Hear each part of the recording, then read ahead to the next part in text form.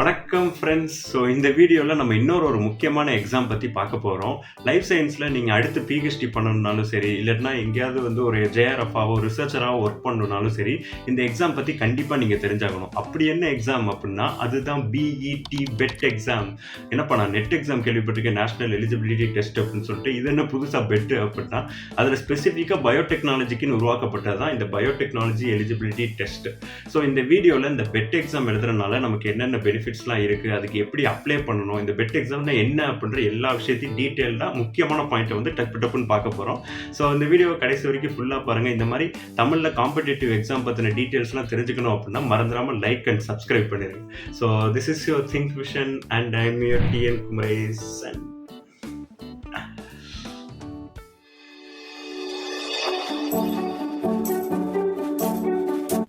So first இது என்ன exam, இது எதுக்காக எழுதுகிறோம் அப்படின்றத நம்ம டீட்டெயிலாக முன்னாடியே பார்த்தாச்சு. அதாவது இது ஒரு பயோடெக்னாலஜி எலிஜிபிலிட்டி டெஸ்ட்டு. இது நம்ம பிஹெச்டி ஜாயின் பண்ணுறதுக்காகவோ இல்லைன்னா ஒரு ஜேஆர்எஃபாக எங்கேயாவது ரிசர்ச்சராக ஜாயின் பண்ணுறதுக்காக எழுதுகிறோம். நீங்கள் யோசிக்கலாம், இது அப்போ பயோடெக்னாலஜி படித்தவங்க மட்டும் தான் எழுத முடியுமா அப்படின்னு சொல்லிட்டு. அப்படி கிடையாது. ஸோ இதோட எலிஜிபிலிட்டி என்னென்னு பார்த்தோம் அப்படின்னா இது பிஇ, பிடெக், அப்புறம் எம்பிபிஎஸ் படித்தவங்க கூட எழுதலாம். இந்த மாதிரி பேச்சுலர்ஸ் கோர்ஸ் படித்தவங்க எழுதலாம். அதே மாதிரி மாஸ்டர்ஸ்னு எடுத்துக்கிட்டோம் அப்படின்னா எம்எஸ்சி, எம்பிஎஸ்சி அதாவது வெட்டினரி சயின்ஸ், அப்புறம் எம்டெக், அப்புறம் எம்.ஃபார்ம் அதாவது ஃபார்மசி படித்தவங்க, அக்ரிகல்ச்சரில் மாஸ்டர்ஸ் படித்தவங்க, இந்த மாதிரி டிஃப்ரெண்ட் குரூப் ஆஃப் பீப்புள் இந்த பிஹெச்டிக்கு அப்ளை யாரெல்லாம் பண்ணுறாங்களோ அவங்க எல்லாரும் இந்த எக்ஸாம்ஸ் எழுதலாம். ஸோ இதுதான் எலிஜிபிலிட்டி கிரைட்டீரியா.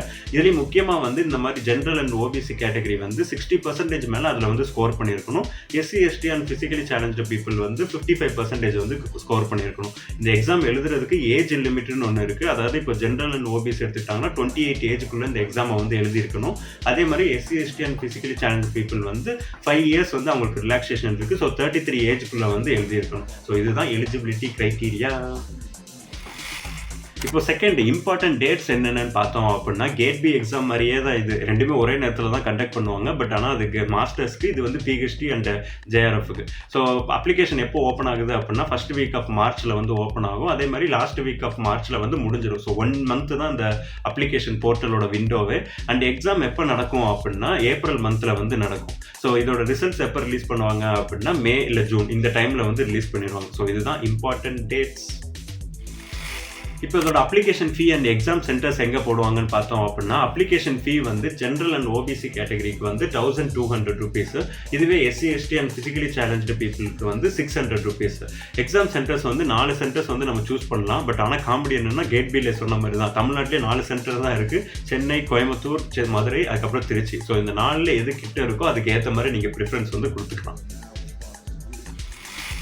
இப்போ இந்த எக்ஸாமோட பேட்டர்ன் பார்த்துக்கிட்டோம் அப்படின்னா இதுலேயே செக்ஷன் ஏ, செக்ஷன் பி அப்படின்னு சொல்லிட்டு 2 டைப் இருக்குது. செக்ஷன் ஏல பார்த்துக்கிட்டோம் அப்படின்னா நம்ம ஜென்ரல் ஆப்டிடியூடு, அப்புறம் ஜென்ரல் சயின்ஸ், மேக்ஸ், கெமிஸ்ட்ரி இந்த மாதிரி விஷயங்கள்லாம் வரும். இது 50 கொஷின்ஸ் கேட்பாங்க. அந்த 50 கொஷின்ஸுமே compulsory questions. So each question carries 3 marks. So ஒவ்வொரு கரெக்டான ஆன்சருக்கும் உங்களுக்கு 3 மார்க்ஸ் கிடைக்கும். இதில் நெகட்டிவ் மார்க்கிங்கும் இருக்குது. ஸோ நீங்கள் தப்பாக ஆன்சர் பண்ணீங்க அப்படின்னா -1 மார்க். ஸோ இதோட டோட்டல் பார்த்தோம் அப்படின்னா செக்ஷன் ஏ மட்டுமே 150 மார்க்ஸ்க்கு இருக்கும். இந்த செக்ஷன் ஏல பார்த்துக்கிட்டோம் அப்படின்னா இதுல 150 கொஸ்டின்ஸ் அவங்க கொடுத்திருப்பாங்க. பட் அதுல நீங்க ஏதாவது 50 கொஸ்டின்ஸ் சூஸ் பண்ணா போறோம். ஸோ இதோட சிலபஸ் பார்த்துக்கிட்டோம் அப்படின்னா நம்ம பயோடெக்னாலஜி சிலபஸ் வரும். ஸோ மாலிகுலர் பயாலஜி, மைக்ரோபயாலஜி இது எல்லாமே கலந்து வரும். ஸோ இதோட மார்க்கிங் பார்த்தோம் அப்படின்னா கரெக்டான ஆன்சருக்கு 3 மார்க்ஸ் கொடுப்பாங்க. இதுலேயும் நெகட்டிவ் மார்க்ஸ் இருக்கு. ஸோ தப்பான ஆன்சருக்கு -1 கொடுப்பாங்க. ஸோ பார்த்தோம் அப்படின்னா செக்ஷன் பிக்கு 150 மார்க் டோட்டல் வரும். டோட்டலாக செக்ஷன் ஏ, செக்ஷன் பி ரெண்டையும் சேர்த்து நமக்கு 300 மார்க்ஸுக்கு இந்த எக்ஸாம் எழுதுவோம். இந்த எக்ஸாம் ஒரு சிபிடி தான், அதாவது கம்ப்யூட்டர் பேஸ்டு டெஸ்ட். ஸோ நீங்கள் கம்ப்யூட்டரில் போய் கிளிக் பண்ணால் மட்டும் போதும். அதே மாதிரி இதோட கொஸ்டின் டைப்ஸ் எம்சிக்யூவாக இருக்கும், மல்டிபிள் சாய்ஸ் கொஸ்டின்ஸ். ஒரு கொஸ்டின் கொடுத்து 4 சாய்ஸ் கொடுப்பாங்க, அதை நீங்கள் ஒன்று சூஸ் பண்ணுற மாதிரி இருக்கும். எக்ஸாம் டியூரேஷன் பார்த்துக்கிட்டோம் அப்படின்னா 180 மினிட்ஸ், கிட்டத்தட்ட 3 hours. ஸோ இதுதான் எக்ஸாம் பேட்டர்ன். ஸோ இப்போ இந்த பெட் எக்ஸாமுக்கு எப்படி அப்ளை பண்ணலாம், அதோட வெப்சைட்குள்ளேயே போய் அதோட இன்ஃபர்மேஷன் எல்லாத்தையும் நம்ம டக்குன்னு பார்த்துடலாம். ஸோ இப்போ க்ரோம் ஓப்பன் பண்ணுறேன். அதில் சர்ச் பாரில் பெட் எக்ஸாம் அப்படின்னு சர்ச் பண்ணாலே ஃபஸ்ட்டு நமக்கு வர லிங்க் அந்த பயோடெக்னாலஜி எலிஜிபிலிட்டி டெஸ்ட் தான். இதை கண்டக்ட் பண்ணுறது regional centre for biotechnology. So RCB and NTA அவங்க சேர்ந்து தான் அதை வந்து கண்டக்ட் பண்ணுறாங்க. இதில் இப்போதைக்கு கால் க்ளோஸ்டாக இருக்குது. ஏன்னா அப்ளிகேஷன் இது வந்து என்னது ஜனவரி தானே க்ளோஸ்டாக இருக்குது. ஸோ மார்ச் மாதம் போல் வந்து இதோட அப்ளிகேஷன் வந்து ஓப்பன் பண்ணுவாங்க. இதை பற்றின எல்லா இன்ஃபர்மேஷன் நீங்கள் இதிலே வந்து பார்த்துக்கலாம்.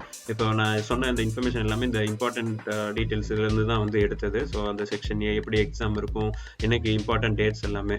அதே மாதிரி சிலபஸும் நீங்கள் தேவையானது இதுலேருந்தே நீங்கள் டவுன்லோட் பண்ணிக்கலாம். படிச்சுக்கலாம் என்னென்ன தேவை அப்படின்றது.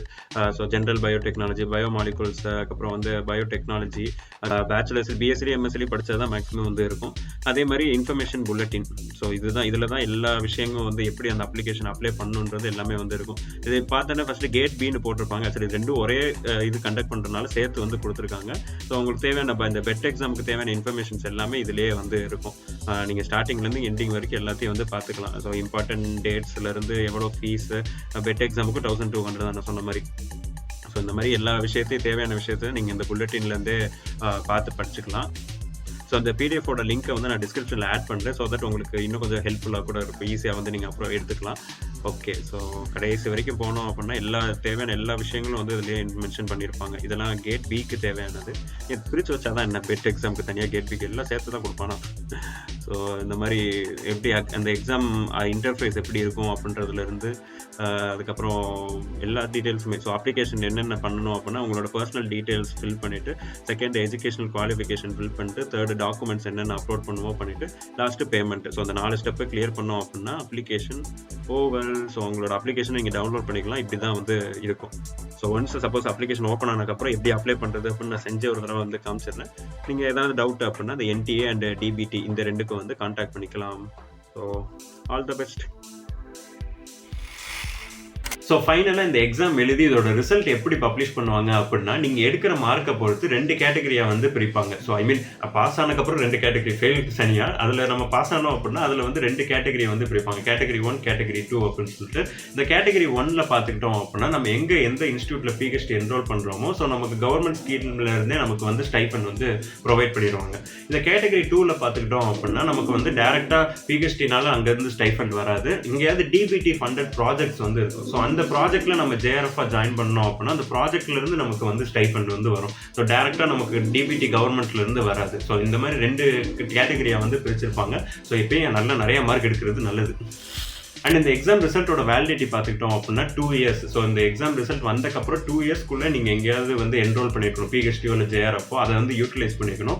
இல்லை அப்படின்னா இந்த 2 இயர்ஸ்க்கு அப்புறம் அது வந்து எக்ஸ்பயர் ஆயிரும். திரும்பி இந்த எக்ஸாம் வந்து எழுதுற மாதிரி இருக்கும். சரி, ஓகேப்பா, நீ எப்படி பயங்கரமாக ஸ்டைபண்ட் ஒரு எவ்வளோ வரும் அப்படின்னு கேட்டோம் அப்படின்னா, இதுக்கு லாஸ்ட் இயர் வரைக்கும் வந்து 2023 வரைக்கும் வந்து 31,000 + HRA வந்து கொடுக்குறதா இருந்தாங்க மந்த்லி. பட் ஆனால் அதுக்கப்புறம் ஏதோ ஒரு அமெண்ட்மெண்ட்லாம் கொண்டு வந்து இப்போ இனிமேல் 37,000 அப்படின்னு வந்து சொல்லியிருந்தாங்க. பட் அது இன்னும் வந்து அமலுக்கு வந்ததா அப்படின்றது தெரியல. ஸோ நம்ம வந்து 31,000 + HRA அப்படின்றதே இப்போதைக்கு மனசில் வச்சுக்குவோம். சப்போஸ் பை காட் கிரேஸ் 37 அப்படின்னு மாறி இருந்துச்சுன்னா ரொம்ப சந்தோஷம். ஸோ நீங்கள் வந்து 31,000 + HRA JRF எங்கே ஜாயின் பண்ணாலும் சரி, நீங்கள் வந்து 31,000 + HRA அந்த PhDக்கும் அதுதான் வந்து கிடைக்கும். ஸோ சப்போஸ் இந்த எக்ஸாம் எழுதாமல் எங்கேயாவது நீங்கள் PhDயோ இல்லைன்னா JRFோ என்ரோல் பண்ணுறீங்க அப்படின்னா அந்த ப்ராஜெக்ட்ல என்ன கொடுக்குறாங்களோ அதுதான் வந்து நமக்கு வந்து ஸ்டைஃபண்டாக வந்து கிடைக்கும். அது 18,000 இல்லை 20,000 அந்த மாதிரி தான் வந்து இருக்கும். பட் ஆனால் நீங்கள் JRF நீங்கள் இப்போ இந்த மாதிரி பெட் எக்ஸாம் இந்த மாதிரி நெட் எக்ஸாம் கிளியர் பண்ணி ஒரு JRF ஜாயின் பண்ணீங்க அப்படின்னா 31,000 + HRA வந்து கிடைக்கும். அதே மாதிரி PhD நீங்கள் ஜாயின் பண்ணுறீங்க அப்படின்னா சில யூனிவர்சிட்டிலாம் வந்து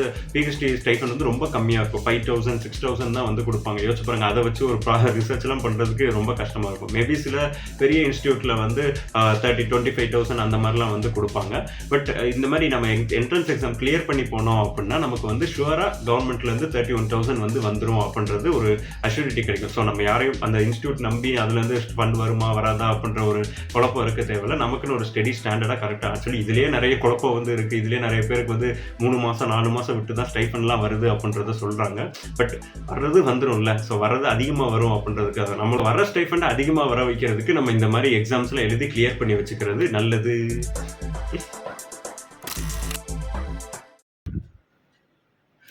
நம்ம ஃபீல்டில் நிறைய பேருக்கு இந்த மாதிரி எக்ஸாம் இருக்கிறதே வந்து தெரிய மாட்டேங்குது. அப்படி தெரிஞ்சாலும் நம்ம பாஸ் ஆவோமா மாட்டோமா அப்படின்னு சொல்லிட்டு நிறைய பேர் எழுதுறதே வந்து கிடையாது.